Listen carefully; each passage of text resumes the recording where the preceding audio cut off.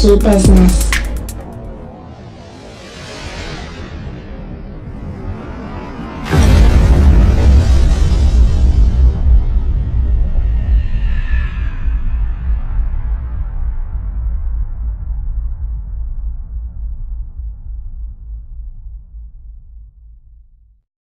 Monkey Business is a project that aims to provide a service to Guatemalans and tourists for rent and sale of properties through a website and a multi-platform mobile application.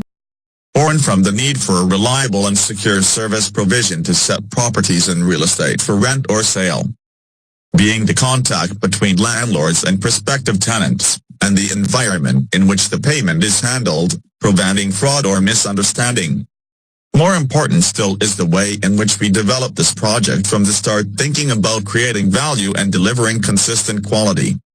We are relying on the best practices and recommendations of ITIL and MOF, ALM, Scrum, and a series of tools and services provided by Microsoft that we will see later. In this video, they talk about some of the ways in which Microsoft Visual Studio, Microsoft Team Foundation Server, CFS, Microsoft System Center, Microsoft Azure and other Microsoft tools help deliver quality of the application. Shall all seen from a higher level, and there is detailed documentation of what was done in this project. For now, let's focus on a high-level overview of some of the tools and technologies used in this project to generate value from the different stages of the software lifecycle. And we will see completely summarizes the life cycle of ALM and ITIL. Let's get started. So we're going to see the whole application side, right? So we're going to see the application lifecycle management. We're going to see the circle of love. We're going to see Azure, System Center, right? The MOF, the Microsoft Operation Framework, that is a prescriptive way of doing things, right? It's going to be from the ITIL perspective. And do I miss something? Oh yeah, Apache Cordova, because we did some of the pushing over there, right? Some of the release management, is that right? We use release management, right? Not Octopus, right? That's what we did. Release management. We have a few websites, right? And the demo that we're going to see. Okay, so we're going to see the interaction between exchanging messages. Yes. Okay. And now I know the system center operations for box and all that stuff, right? Yes.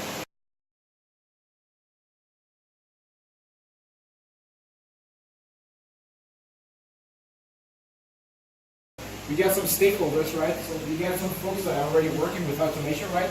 Some QA and some of which really was part of, for you guys can read my notes, really was part of our Microsoft case study that we did on ALM. He helped us with the release management and some stuff. So.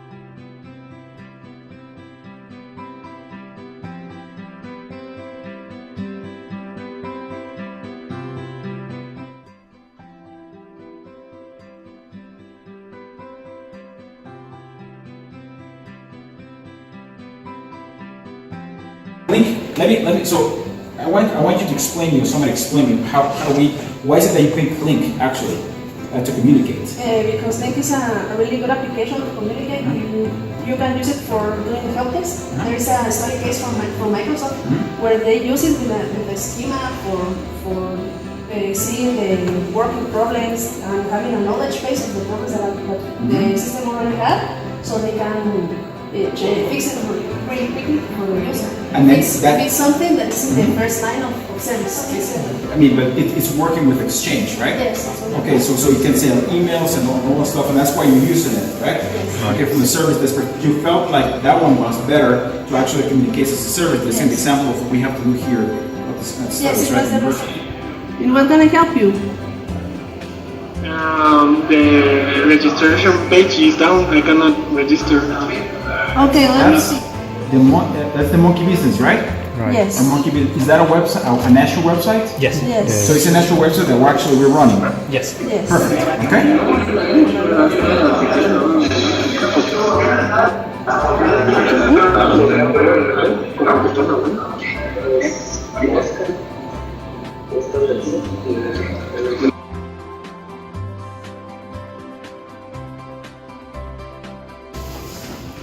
So we have two fronts of attacking an incident, right? So we got the service desk over there, who actually call the first line of defense, right? Internally from our systems, right? Using Link that is matched to Exchange, and then we're gonna raise the incident here, right? For service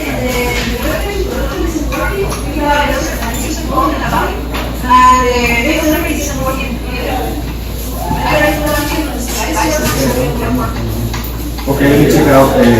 Create an incident and I'll let you know what the incident is. Okay, so we're gonna put the service manager. We're gonna add a ticket here, right? Yeah, we're in the subject matter responsible. Here the incidents. What? So I'm creating a new incident without any templates. We're created from scratch.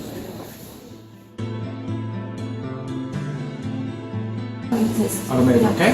So we can see it's online. It took a while. It's a little slow. It's a little slow. That's fine. So here we can see as the decision status change while it deploys the test.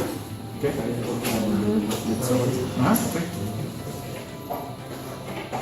So actually, it's going it's going from TFS, from your Microsoft, from the TFS online, right? The DSO online. Yeah. It goes through you, and then we are using an automated test that we already have, and then so we run it, and what it does is actually create it to your system center, to the environment that you have pre-configured, that is going to load the test and try to run it like it is today. So you can see it's running the test, and you can see how it does it Automatically?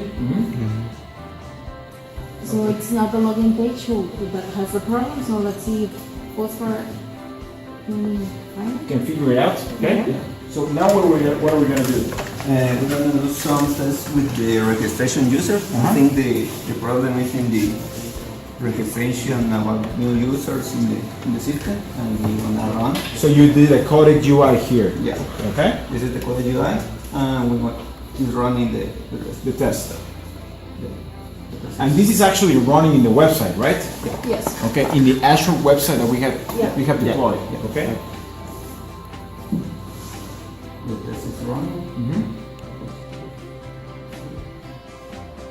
Automatically,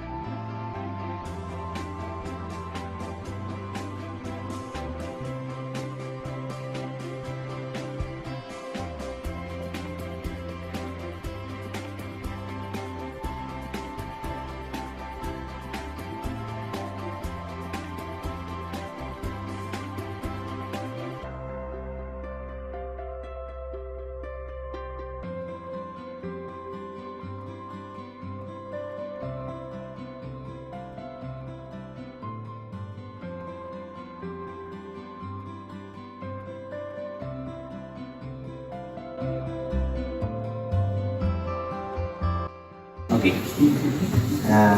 Here is the changes. So I'm going to go to Visual Studio, and this is my build template. So I put a new build in the QE.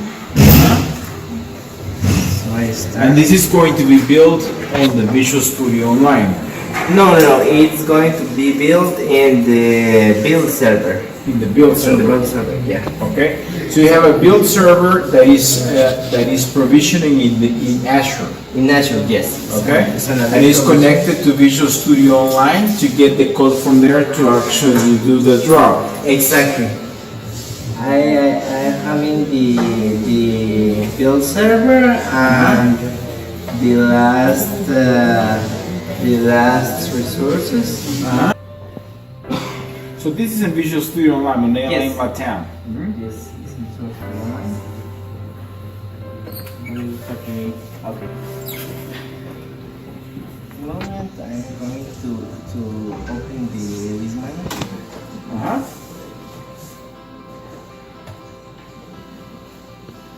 This is on the server. Yes, exactly. So this is a build server. Where is this server reside? Is it Azure as well? Yes, it's another server, but it's in Azure too. Okay.